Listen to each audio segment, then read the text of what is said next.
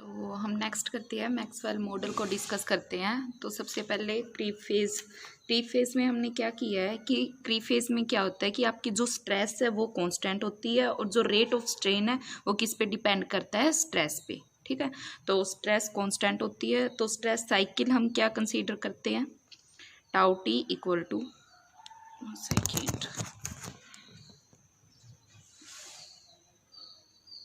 Tau T equal to tau note H T. ठीक है, H T क्या है आपका, यूनिट स्टेप फंक्शन। तो ये आपका क्या है, स्ट्रेस साइकिल। ठीक है, और स्ट्रेन साइकिल क्या होगा, एक है आपका E T equal to E not H T. ये किस केस में है, इलास्टिक मटेरियल के केस में। ठीक है,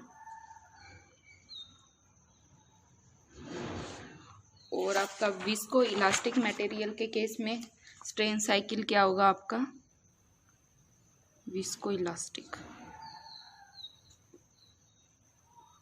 के केस में स्ट्रेन साइकिल ई टी किसके इक्वल होगा, स्ट्रेस की फॉर्म में होगा टाउ नोट, और फंक्शन क्या होगा आपका जे टी।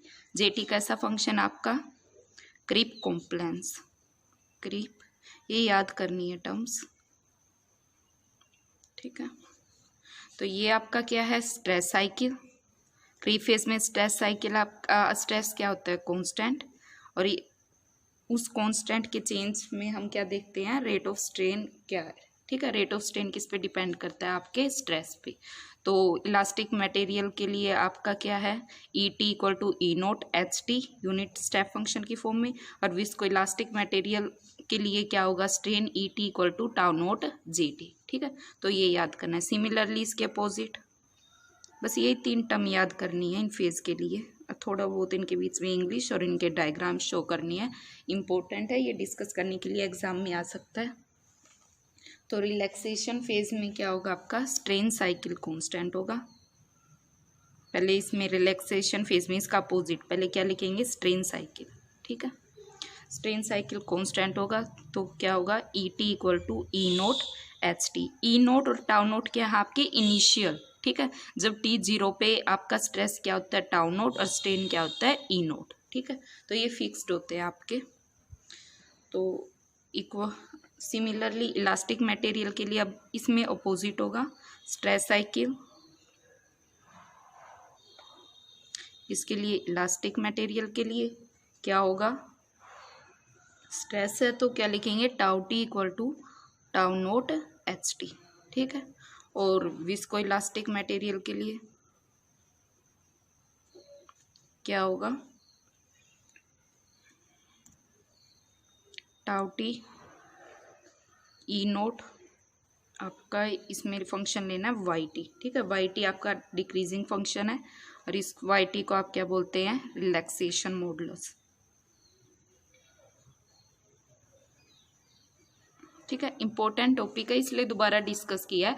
क्रीप फेज में सिर्फ आपको एक डेफिनेशन लिखनी है, क्रीप फेज क्या होता है, जहाँ पे आपका स्ट्रेस क्या होता है, कांस्टेंट, और जो रेट ऑफ स्ट्रेन किस पे डिपेंड करता है, आपका स्ट्रेस पे। इक्वेशन ये देनी है, स्ट्रेस साइकिल क्या होगा, tau T equal to tau note H T, unit step function value वैल्यू पुट करके इसका एक स्टेप कोड लिख देंगे। ठीक है, इलास्टिक मटेरियल के लिए स्ट्रेन ये होगा, और विस्को इलास्टिक मटेरियल के लिए स्ट्रेन ये होगा। जेटी आपका क्या होगा, क्रीप कॉम्प्लेंस। ठीक है, slow increasing function. Similarly relaxation phase में पहले स्ट्रेन साइकिल डिस्कस करेंगे, इसमें स्ट्रेन कांस्टेंट होता है और स्ट्रेस इस पे डिपेंड करता है। तो स्ट्रेस साइकिल इलास्टिक के लिए और विस्को इलास्टिक के लिए डिफाइंड करेंगे। ठीक है, तो ये याद करके रखना है।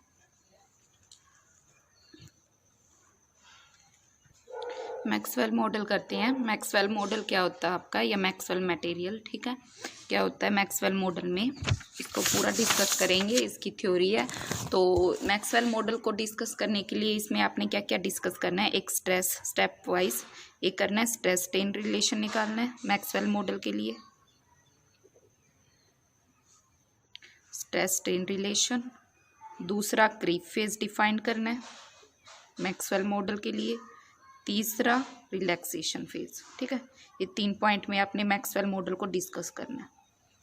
पहले डिफाइन करते हैं मैक्सवेल मॉडल क्या होता है आपका, जब आप स्प्रिंग को एंड डैशपोर्ट को स्प्रिंग को और डैशपोर्ट को। ठीक है, स्प्रिंग क्या है आपका इलास्टिक, डैशपोर्ट आपका क्या है विस्कोसिटी का एग्जांपल है। तो जब आप स्प्रिंग और डैशपोर्ट को एक सीरीज में कनेक्ट करते हैं तो वो आपका क्या होता है मैक्सवेल मॉडल। ठीक है, तो इनका कॉम्बिनेशन क्या बनता है आपका विस्को इलास्टिक मटेरियल, जिसका नाम क्या है मैक्सवेल मॉडल। ठीक है, एग्जांपल्स आ जाएं कि विस्को इलास्टिक मटेरियल के एग्जांपल दो तो यही है मैक्सवेल मॉडल है, केल्विन मॉडल है और 3 पैरामीटर सॉलिड मॉडल है। तो ये स्प्रिंग और डैशपोर्ट को जब आप सीरीज में कनेक्ट करते हैं तो वो आपका क्या होता है मैक्सवेल मॉडल। डायग्राम बनाएंगे, दोनों तरफ स्ट्रेस होगी आपकी। ठीक है, अच्छे से ये डायग्राम बना लेना। ये स्प्रिंग है, ये आपका क्या है डैशपोर्ट है, यहाँ पे भी आपकी स्ट्रेस टाउ है। ठीक है, तो ये आपका स्प्रिंग है, ये क्या है डैशपोर्ट है। तो जब आपने एलिमेंट सीरीज में कनेक्ट किए हैं तो जो आपकी इलोंगेशन होगी, ठीक है लोंगेशन होगी, वो क्या होगी दोनों एलिमेंट्स के लिए डिस्ट्रीब्यूट हो जाएगी बोथ साइड्स। तो स्प्रिंग की इलोंगेशन यहाँ से स्ट्रेस आपने अप्लाइड किया है तो इस तरफ इलोंगेट होगा ये, और डैशपोर्ट को इस तरफ से। ठीक है, मीन्स जब इनकी लेंथ में फॉर्मेशन में जब चेंज आएगा तो स्प्रिंग में इस तरफ चेंज आएगा और डैशपोर्ट में इस तरफ चेंज आएगा। ठीक है, तो जो आपकी इलोंगेशन है वो दोनों एलिमेंट्स के लिए डिस्ट्रीब्यूट होगी। ठीक है, तो लेट कर लिया इलोंगेशन ड्यूरिंग स्प्रिंग की वजह से इलोंगेशन कितनी होगी ई डैश, और डैशपोर्ट में ई डबल डैश। तो देयरफॉर आपकी टोटल इलोंगेशन आपने लेट कर ली ई है, तो टोटल इलोंगेशन, ठीक है लोंगेशन भी बोल सकते हो, टोटल स्प्रिंग में ई डैश, डैशपोर्ट में ई डबल डैश, और टोटल आपने क्या ले ली ई, तो कितनी आ जाएगी टोटल आपके मैक्सवेल मॉडल में इक्वेशन कितनी होगी, चेंज कितना होगा ई डैश प्लस में ई डबल डैश। ठीक है, तो सबसे पहले हम स्ट्रेस स्ट्रेन रिलेशन डिस्कस करते हैं। तो फर्स्ट पॉइंट ये तीनों निकालने हैं आपने मैक्सवेल मॉडल के लिए। पहले स्ट्रेस स्ट्रेन रिलेशन निकालते हैं। अब आपको स्प्रिंग के लिए पता है इलास्टिक में क्या होता है, इलास्टिक के केस में स्ट्रेस स्ट्रेन रिलेशन क्या होगा बाय हुक्स लॉ, क्या होता है स्ट्रेस डायरेक्टली प्रोपोर्शनल होता है stress strain relation for spring. Spring के लिए क्या होगा, जो आपका स्ट्रेस है वो डायरेक्टली प्रोपोर्शनल होगा स्ट्रेन के, क्योंकि स्प्रिंग आपका क्या है इलास्टिक है। अरे इलास्टिक में स्ट्रेस स्ट्रेन रिलेशन क्या होता है 1-to-1 कोऑर्डिनेशन होता है उनके बीच में। तो देयरफॉर जो आपकी स्ट्रेस है वो डायरेक्टली प्रोपोर्शनल होती है स्ट्रेन के। जब आप ये प्रोपोर्शनल का साइन हटाते हैं तो कांस्टेंट क्या आता है ई। इस ई कांस्टेंट आपका क्या है मॉडुलस ऑफ इलास्टिसिटी, ये हमने पहले भी डिस्कस किया। Similarly stress strain relation dashpot के लिए क्या होगा, डैशपोर्ट आपका क्या है viscosity, stress strain relation for dashpot. Dashpot किसका एग्जांपल आपका विस्कोसिटी का। ठीक है, तो विस्कोसिटी में हमने एक जनरल इक्वेशन की थी, उसमें क्या आया था आपका स्ट्रेस क्या आया था डायरेक्टली प्रोपोर्शनल आया था रेट ऑफ स्ट्रेन के। ठीक है, तो यहाँ पे अब आपका ई जो इलोंगेशन है स्ट्रेन है स्प्रिंग के अंदर क्या है आपकी ई डैश, तो यहाँ पे हम डैश लेके चलेंगे। ठीक है, सिमिलरली स्ट्रेन के केस में आपकी इलोंगेशन आपने स्ट्रेन क्या लिया है डबल डैश, तो डबल डैश आएगा। ठीक है, तो स्ट्रेस डायरेक्टली प्रोपोर्शनल होगा रेट ऑफ स्ट्रेन के, और इसमें स्ट्रेन कितनी है आपकी डैशपोर्ट पे ई डबल डैश, तो यहाँ पे ई डबल डैश लेंगे। ठीक है, इसका प्रोपोर्शनल साइन हटाते हैं तो क्या आता है आपका ईटा करली ई डबल डैश डिवाइड बाय क्या आ जाएगा करली टी। तो ये आपका रिलेशन है। ईटा क्या है कोफिशिएंट ऑफ विस्कोसिटी, ई क्या है मॉडुलस ऑफ इलास्टिसिटी या यंग मॉडुलस भी आप इसको बोलते हैं। तो ये स्प्रिंग के लिए है, ये डैशपोर्ट के लिए है, और आपने किसके लिए निकालना है। ठीक है, इनको जब आपने कंबाइन किया तो विस्को इलास्टिक का जो ये मॉडल बना है मैक्सवेल मॉडल सीरीज में कनेक्ट करने के बाद, तो इस मैक्सवेल मॉडल के लिए हम क्या फाइंड आउट करेंगे स्ट्रेस स्ट्रेन रिलेशन। तो मैक्सवेल मॉडल के लिए स्ट्रेस स्ट्रेन रिलेशन कब आएगा, इसको इक्वेशन नाम 1 दे देंगे, स्प्रिंग में 2 और ये आपका डैशपोर्ट में क्या डिफाइंड है 3। तो इस फर्स्ट सेकंड थर्ड इक्वेशन में हम किसको एलिमिनेट करेंगे, ई डैश को और ई डबल डैश को। इन तीनों इक्वेशन का यूज़ करके जब आप इसको एलिमिनेट कर दोगे जो इक्वेशन आएगी वो क्या होगी, स्ट्रेस स्ट्रेन रिलेशन होगा किसका, मैक्सवेल मॉडल का। ठीक है, जो सिर्फ आपकी टोटल इलोंगेशन ई में इक्वेशन रह जाएगी। ठीक है, तो देखिए कैसे एलिमिनेट करेंगे। तो ये इक्वेशन दोबारा लिख रहे हैं। तो फर्स्ट इक्वेशन आपकी क्या थी, टोटल इलोंगेशन ई डैश,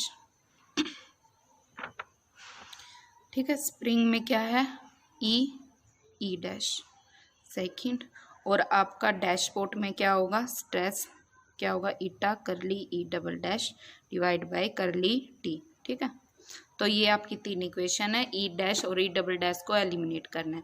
तो कैसे करेंगे, जो आपकी फर्स्ट इक्वेशन है इसको डिफ्रेंशिएट कर देंगे विद रिस्पेक्ट टू टी। तो टी के रिस्पेक्ट में डिफ्रेंशिएट करेंगे तो क्या आ जाएगा, ई डॉट, क्योंकि डॉट किसको रिप्रेजेंट करता है, differentiation with respect to T को, ई डॉट डैश प्लस में ई डॉट डबल डैश।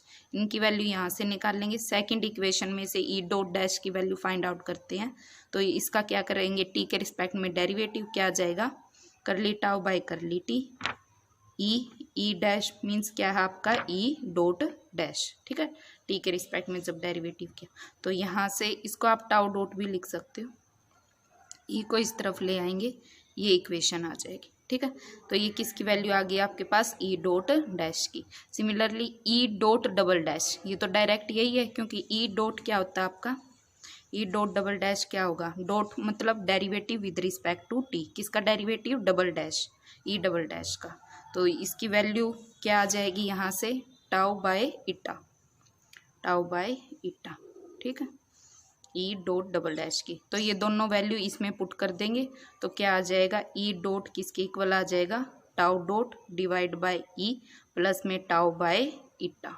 ठीक है, ये आपकी इक्वेशन आ जाएगी। थोड़े इसको सिंप्लीफाई करके लिख लेंगे, ईटा एलसीएम ले लेंगे तो यहाँ पे क्या आ जाएगा, ईटा ई डॉट इक्वल में टाउ डॉट ईटा बाय ई हो जाएगा प्लस में क्या आ जाएगा, टाउ। ठीक है, तो इसको थोड़ा लेफ्ट साइड टाउ यहाँ पे ले लेंगे, eta tau dot divide by e equal to क्या आ जाएगा, ईटा ई डॉट। ठीक है, तो ये आपकी इक्वेशन क्या आ जाएगी, 4th।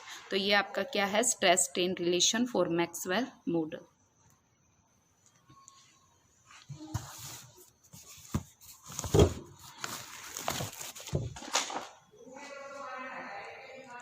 देखिए इस रिलेशन, ये आपका क्या आ गया, स्ट्रेस स्ट्रेन रिलेशन किसके लिए, मैक्सवेल मॉडल के लिए, मैक्सवेल मॉडल। ठीक है, अब इसमें ना ही आपका ई डैश है ना ही ई डबल डैश है, सिर्फ क्या है आपकी स्ट्रेन इलोंगेशन आपकी क्या है, सिर्फ ई है। ठीक है, तो ये आपका स्ट्रेस स्ट्रेन रिलेशन है। अब इस रिलेशन को हम क्या करेंगे, जो आपका स्टैंडर्ड विस्को इलास्टिक मटेरियल के लिए जो आपका स्टैंडर्ड रिलेशन होता है, किसके लिए, विस्को इलास्टिक मटेरियल के लिए, कि ये रिलेशन आपका क्या स्ट्रेस स्ट्रेन रिलेशन है। तो जो आपका स्टैंडर्ड जो आपका विस्को इलास्टिक मटेरियल के लिए जो स्ट्रेस स्ट्रेन रिलेशन है उसे हम इसको कंपेयर करके शो कर देंगे कि ये आपका क्या है, स्ट्रेस स्ट्रेन रिलेशन है, और किसके लिए है, मैक्सवेल मॉडल के लिए। ठीक है, तो स्टैंडर्ड जो आपका विस्को इलास्टिक मटेरियल है उसमें क्या, किसकी वैल्यू कितनी होनी चाहिए कि वो क्या, वो किसका रिलेशन आ जाए, मैक्सवेल मॉडल का। तो ये शो करते हैं। तो आपका स्टैंडर्ड देखें, विस्को इलास्टिक मटेरियल के लिए स्टैंडर्ड स्ट्रेस स्ट्रेन रिलेशन क्या होगा, तो समीशन के इक्वल टू 0m पी के डेरिवेटिव के टाइम्स किसका, टाउ का डी टी के इक्वल होगा समीशन के equal to 0 to m Q के डी के। ठीक है, सिमिलरली इक्वेशन है विद जहाँ पे आपका पी नोट की वैल्यू क्या होगी, 1 होगी। ठीक है। बस क्या करना है, पी के और क्यू के कोफिशिएंट्स लेने हैं। डेरिवेटिव एक बार तो स्ट्रेस टाउ का लेना है, एक बार डेरिवेटिव के एथ टाइम्स किसका लेना है, स्ट्रेन का लेना है, और उन पे समीशन ले लेंगे फ्रॉम के इक्वल टू 0 टू m और इक्वल कर देंगे। ये आपका क्या है, स्टैंडर्ड स्ट्रेस स्ट्रेन रिलेशन किसके लिए है, विस्को इलास्टिक मटेरियल। तो विस्को इलास्टिक मटेरियल आपके बहुत सारे हैं, मैक्सवेल है, केल्विन है, 3 टाइप्स के जनरल है आपके, तो सबके लिए अलग अलग होगा। ये स्टैंडर्ड स्ट्रेन रिलेशन जितने भी आपके विस्को इलास्टिक मटेरियल है उनके लिए है। तो अब मैक्सवेल मॉडल का जो स्ट्रेस स्ट्रेन रिलेशन आया उसको इससे क्या करेंगे, कंपेयर करेंगे। ठीक है, तो इसको सिंप्लीफाई करेंगे तो यहाँ से के की वैल्यू पहले 0 पुट करो तो क्या आ जाएगा, पी नोट, तो 0 टाइम डेरिवेटिव तो मीन्स वही वैल्यू आ जाएगी, तो क्या आ जाएगा, टाउ, प्लस में फिर क्या आ जाएगा 1, डेरिवेटिव एक टाइम तो डी टाउ बाय क्या आ जाएगा, डी टी, या फिर आप इसको एक टाइम डेरिवेटिव है टी के रिस्पेक्ट में तो टाउ नोट भी लिख सकते हैं, प्लस में similarly p two tau double derivative, ठीक है, second plus up to so. Similarly इसको एक्सपेंड करेंगे क्या आ जाएगा, क्यू नोट ई प्लस में q one e dot plus में q two e double dot plus up to so on. अब पी नोट आपका क्या है, 1 है, यहाँ पे वैल्यू 1 पुट कर देंगे तो क्या आ जाएगा, टाउ प्लस में क्या P1 टाउ डॉट प्लस में क्या आ जाएगा, P2 tau double dot plus में up to so on. Similarly ये side Q naught E plus में Q1 E डॉट प्लस में Q2 E double dot plus up to so on. अभी जो आपकी ये वैल्यू आई है इससे कंपेयर करेंगे, टाउ यहाँ पे भी टाउ है, सेम टर्म है फर्स्ट आपकी, सेकंड टर्म में टाउ डॉट है, तो यहाँ पे इसका कोफिशिएंट क्या है, इटा बाय ई, इसका कोफिशिएंट क्या है, P1 है। तो देयरफॉर जब आपने स्टैंडर्ड स्टेट रिलेशन से कंपेयर किया तो P1 किसके इक्वल आ रहा है, इटा बाय ई के। ठीक है, सिमिलरली जो आपके P2 P3 कंपेयर करेंगे वो सारे क्या हो जाएंगे, 0।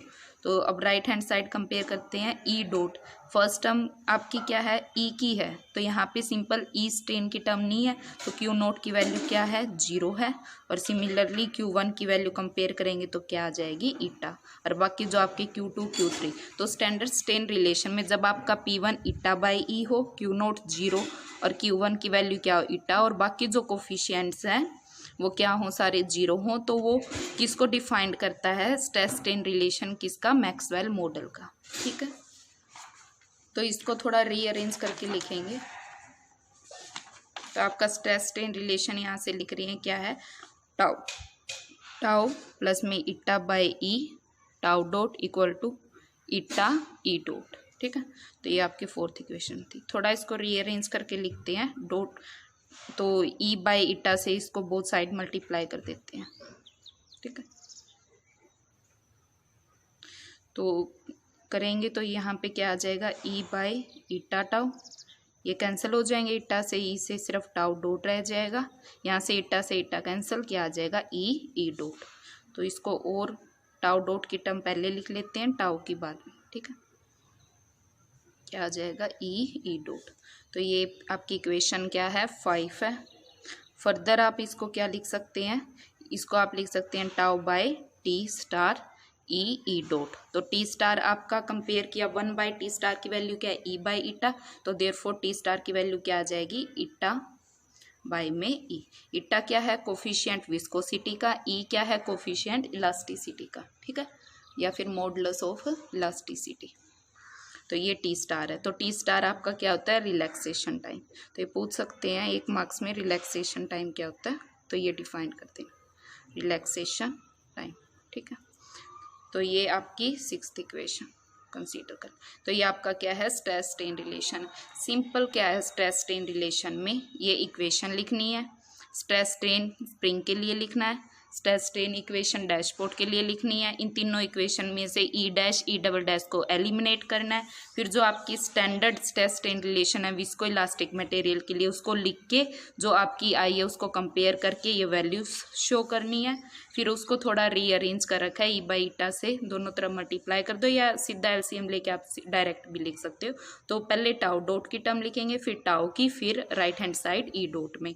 तो फिर आप इसको ई बाई ईटा को 1 बाई टी स्टार पुट कर देना, तो ये आपका क्या आ जाएगा, स्ट्रेस स्ट्रेन रिलेशन। ठीक है, तो फर्स्ट पॉइंट हो गया। सेकंड देखें, सेकंड हमें क्या निकालना है, क्रीप फेज। तो ये तो बहुत आसान है। क्री फेस के लिए हम क्या ले लेते हैं, क्री फेस किसके लिए डिस्कस करना है, मैक्सवेल मॉडल के लिए, ठीक है। क्री फेस में हम क्या करते हैं, स्ट्रेस जो आपका है वो उसको कांस्टेंट लेके चलते हैं और स्ट्रेन का बिहेवियर डिस्कस करते हैं, ठीक है। क्योंकि रेट ऑफ जो स्ट्रेन है वो किस पे डिपेंड करता है, स्ट्रेस पे। तो क्री फेस जब आप मैक्सवेल मॉडल के लिए निकाल लेंगे तो स्ट्रेस साइकिल को लेके चलेंगे और आपको क्या निकालना है, स्ट्रेस साइकिल निकालना है, ठीक है। तो स्ट्रेस साइकिल आपका क्या होता है, tau T equal to tau note H T, ठीक है। तो यूनिट स्टेप फंक्शन की जब आप वैल्यू पुट कर दोगे तो ये क्या आ जाएगा, दो वैल्यू। जब आपका टी ग्रेटर देन 0 तो टाउ नोट, और व्हेन टी क्या है लेस देन 0 तो उसकी वैल्यू क्या होगी, 0, ठीक है। तो ये इक्वेशन 7 ले लेते हैं।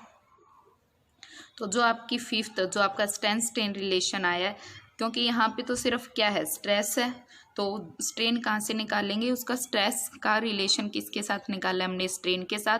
तो इस रिलेशन का हम यूज़ करके क्या निकाल लेंगे, स्ट्रेन साइकिल निकाल लेंगे मैक्सवेल मॉडल के लिए, ठीक है। तो आपकी 5th इक्वेशन ये है और 7th ये है, इनको आपस में क्या करेंगे, सिंप्लीफाई करेंगे। तो इस इक्वेशन में, ठीक है, टाउ डॉट आपका क्या है, यहाँ पे लिख लेते हैं। टाउ डॉट मीन्स करली टाउ डिवाइड बाय टी के रिस्पेक्ट में डेरिवेटिव, प्लस ई बाय इटा क्या है, टाउ ई डॉट का मतलब क्या है, करली ई बाय करली टी, ठीक है।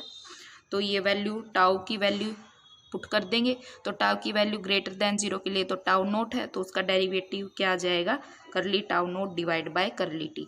दूसरी वैल्यू 0 पुट करेंगे, 0 का टी के रिस्पेक्ट में डेरिवेटिव क्या आना है, 0 ही आना है, तो उसको स्किप कर देंगे। Plus E by eta, tau की वैल्यू क्या है, टाउ नोट, और एक क्या है 0, तो 0 की मल्टीप्लाई करेंगे इस टर्म के साथ तो 0 ही रहनी है, तो सिर्फ टाउ नोट का यूज़ करेंगे। तो ई करली ई बाय में क्या है, करली टी, ठीक है। अब आपको पता है टाउ नोट आपका क्या है, इनिशियल, जो आप एट टी इक्वल टू 0 पे जो आप इनिशियल जो स्ट्रेस अप्लाई कर रहे हैं वो है, तो वो आप क्या लेके चल रही है, कांस्टेंट, तो इसका डेरिवेटिव क्या आ जाएगा, 0 प्लस में e by eta tau naught equal to e curly e bye curly T. दोनों तरफ ई कैंसिल हो जाएगा, क्या टर्म आ जाएगी, तो करली ई बाय करली टी की वैल्यू क्या आ जाएगी, यहाँ से ई कैंसिल हो जाएगा, तो टाउ नोट डिवाइड बाय क्या आ जाएगी, ईटा, ठीक है। अब किसकी वैल्यू निकालनी है, स्ट्रेन की निकालनी है। तो यहाँ से ई कब फाइंड आउट करोगे, जब इसका आप इंटीग्रेट कर देंगे, तो बोथ साइड इंटीग्रेट कर देंगे टी के रिस्पेक्ट में, तो ये क्या आ जाएगा, ई, ठीक है, किसका, टी की फॉर्म में। तो प्लस में इसका इंटीग्रेशन करेंगे, ये दोनों टर्म तो कांस्टेंट है, तो यहाँ पे क्या आ जाएगा, टी प्लस में एक स्ट्रेन कांस्टेंट आ जाएगा, ई नोट, ठीक है।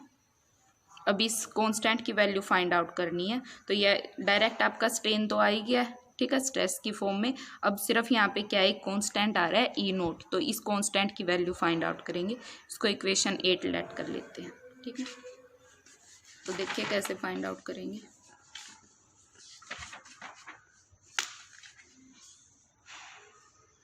तो आपकी क्या वैल्यू आई है, E T equal to tau naught divide by eta T plus में ई नोट। तो इस ई नोट की वैल्यू फाइंड आउट करनी है। तो कैसे करेंगे, जो आपकी इक्वेशन है, स्ट्रेस स्ट्रेन रिलेशन है, उस जो आपने रिलैक्सेशन टाइम की फॉर्म में लिखा था, क्या था आपका, curly tau divide by curly t plus में tau divide by T star equal to क्या था, e curly e divide by curly t, ठीक है।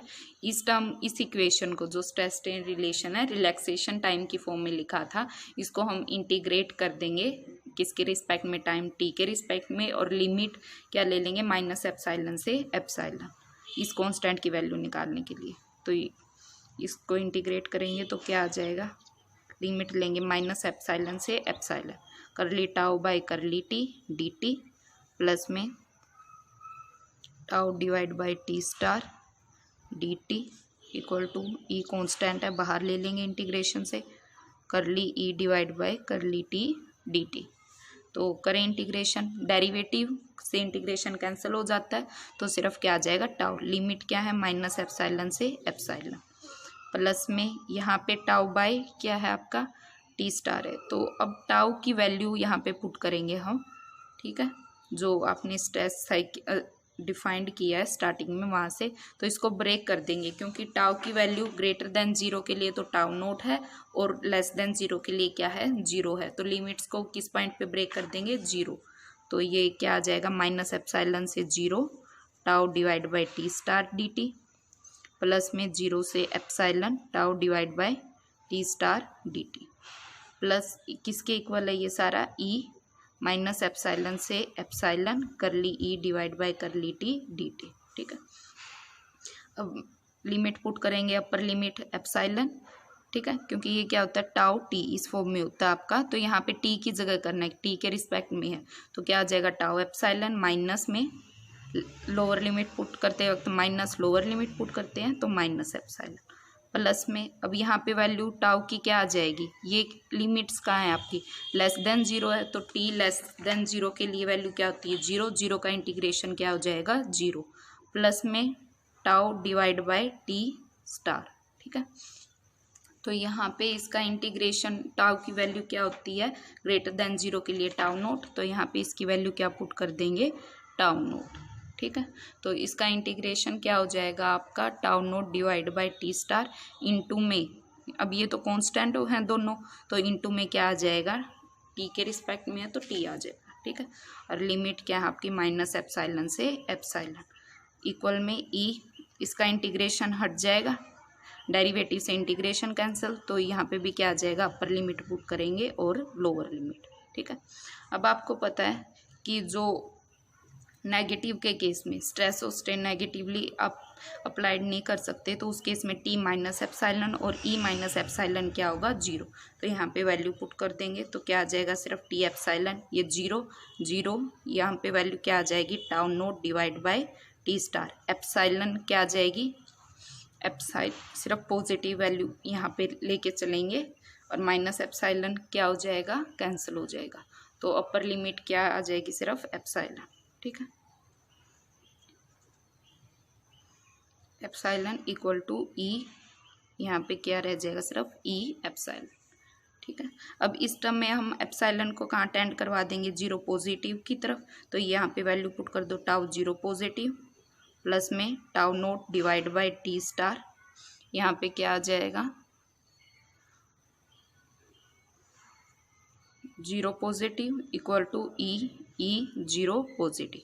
अब 0 से मल्टीप्लाई करेंगे ये टर्म तो सीधा, क्योंकि इसका मल्टीप्लिकेशन है सीधी 0 हो जाएगी, तो यहाँ से टाउ 0 पॉजिटिव की वैल्यू क्या आ गई ई 0 पॉजिटिव। ठीक है, अब जब आप अब ये वैल्यू टाउ एट 0 पॉजिटिव की वैल्यू ये आ गई, तो जो आपने निकाला था स्ट्रेन साइकिल फाइंड आउट किया, यहाँ पे टी की जगह क्या पुट कर देंगे 0 पॉजिटिव, तो यहाँ पे लिमिट ले लेते हैं, इस इक्वेशन में टी को 0 पॉजिटिव पे टेंड करवाएंगे तो क्या आ जाएगा E 0 positive equal to tau naught divide by eta, T की जगह 0 पॉजिटिव प्लस में ई आपका क्या है यहाँ पे ई नोट है, तो ई नोट। ठीक है, ई नोट एट 0 पॉजिटिव, तो ये आपकी वैल्यू आ जाएगी। ठीक है, डायरेक्ट शायद ई नोट भी आप पुट कर सकते हैं, तो ये ई नोट, तो ये वैल्यू आ गई। अब ई 0 पॉजिटिव की ये वैल्यू, ये टर्म तो मल्टीप्लाई करेंगे 0 से 0, सिर्फ ई 0 पॉजिटिव की वैल्यू क्या आ गई ई नोट, तो ये ई 0 पॉजिटिव की वैल्यू ई नोट यहाँ पे पुट कर देंगे, तो इक्वेशन क्या आ जाएगी आपके पास tau naught equal to E naught. ठीक है, तो ये आपकी इक्वेशन आएगी। तो आपको किसकी वैल्यू चाहिए थी ई नोट कांस्टेंट की, तो ई नोट की वैल्यू क्या आ जाएगी यहाँ से टाउ नोट बाय ई, तो ये ई नोट की वैल्यू आपकी 8th इक्वेशन में पुट कर देंगे, तो क्या वैल्यू आ जाएगी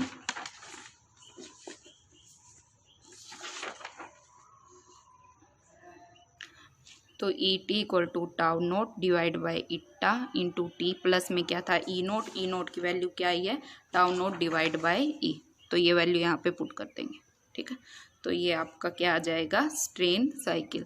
अब स्ट्रेन साइकिल वैसे आपने डिफाइंड क्या किया था, ठीक है, इसको थोड़ा रीअरेंज कर लेंगे। ई टी दोनों टर्म्स में क्या है टाउ नोट कॉमन है, तो टाउ नोट कॉमन निकाल लिया, क्या रह जाएगा टी बाय इटा प्लस 1 बाय ई। ठीक है, इटा को भी कॉमन कर लिया, तो इटा जब इटा कॉमन किया तो यहाँ पे टी, इसमें से इटा कॉमन करेंगे तो ऊपर आ जाएगी इटा बाय में ई। अब आपको पता है इटा बाय ई क्या है आपका रिलैक्सेशन टाइम है, जो कि क्या है टी स्टार।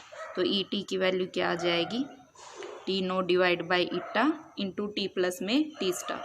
ठीक है, तो अब हम जो आपकी जनरल है स्ट्रेन साइकिल, ठीक है, उससे कंपेयर करते हैं। तो क्या है आपका E T tau not J T. तो जे टी की वैल्यू क्या है, ये बाय कंपेयरिंग आपका जे टी फंक्शन कैसे डिफाइंड होगा, 1 बाई ईटा टी प्लस में टी स्टार। तो यही आपको फाइंड आउट करना था। ठीक है, तो ये इस तरीके से करना है। तो यहाँ से आपको क्या पता चला है, जब आपका time at T equal to 0, तो आपका रिलैक्सेशन टाइम आ रहा है टी स्टार, जो क्या होता है ईटा बाई ई। ईटा से ईटा कैंसिल करोगे तो स्ट्रेन क्या आ रहा है, tau naught divide by E. तो आपका कुछ, जब आपका स्ट्रेस आपका क्या है, कांस्टेंट है, तो तब भी आपका जो स्ट्रेन है उसमें क्या रहेगी, आपकी कुछ ना कुछ फाइनाइट वैल्यूज आती रहेंगी। तो आफ्टर अ फाइनाइट वैल्यू, जब आप टी की एट इक्वल टू 0 के बाद जब आप इसकी वैल्यूज जैसे जैसे टाइम इंक्रीज करेगा, तो आफ्टर ए फाइनाइट वैल्यू, तो जो आपका फंक्शन है वो क्या करता रहेगा, कंटिन्यूसली क्या करेगा, इंक्रीज करता रहेगा। ठीक है, तो ये आपने डिफाइन करना है। तो ये देखो यहाँ पे लास्ट में ये डायग्राम शो करनी है। आपका स्ट्रेस साइकिल तो क्या होता है, क्री फेज में कांस्टेंट रहेगा, but at T equal to 0 जब आप पुट कर रहे हो तो कुछ ना कुछ आपका रिलैक्सेशन टाइम और टाउ नोट की फॉर्म में टर्म आएगी, तो कुछ ना कुछ स्ट्रेन आपका फाइनाइट वैल्यू देगा एट अ स्ट्रेस, जब आपका tau naught T equal to 0 पे जो आपका स्ट्रेस कांस्टेंट है टाउ नोट, उसकी वजह से और जो रिलैक्सेशन टाइम आया है उसकी वजह से जो आपका स्ट्रेन है उसकी कोई ना कोई फाइनाइट वैल्यू इंस्टेंटली आती रहेगी स्ट्रेन की, और आफ्टर सम टाइम जैसे जैसे इंक्रीज होगा वो क्या करेगी, स्लोली इंक्रीज करती रहेगी। ठीक है, तो यहाँ पे थोड़ा चेंज कर लेना कि जो आपकी डिफॉर्मेशन है वो क्या करेगी, गोज ऑन इंक्रीज। ठीक है, इंक्रीज करेगी।